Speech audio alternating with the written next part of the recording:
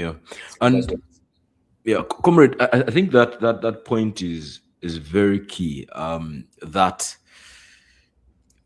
I was reading Cabral, right? Mhm. And to go back to what Obama Moye says, which is very, very important, that you have an analysis of the hegemonic structures, that historical experience is shaping what society looks like, the configuration of society, right? But I think, Cabral asserts something else, that, we normally say that the history of the world is class struggle. And, Cabral writes and he says, yes, he agrees with this. But the historical experience of the colony and the post colony is that the class struggle is not just the struggle between the different classes in colonial society. Let's say between, let's say the monarchy in Morocco and the groups that are outside the monarchy, right? Mm. Or in Algeria between the FLN and the people Yeah, that are Islamists. part of the elite, yeah, and then other people who are part of the what we call the Wananchi, the people at the grassroots, but the fact that there is a third element that we often forget when we are doing an analysis of Africa,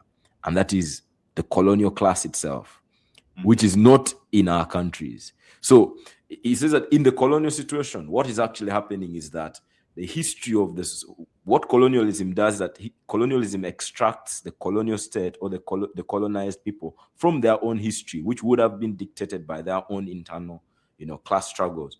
It then brings them into the history of the colonizer, and then the colonizer becomes the new dictator of the direction that they take. And we have enough contemporary examples to think about this. Oh yeah. Look at the example of most national liberation movements, and you pointed out Fanon's critique, but even how, for example, an NRM in Uganda capitulates eventually to neoliberalism.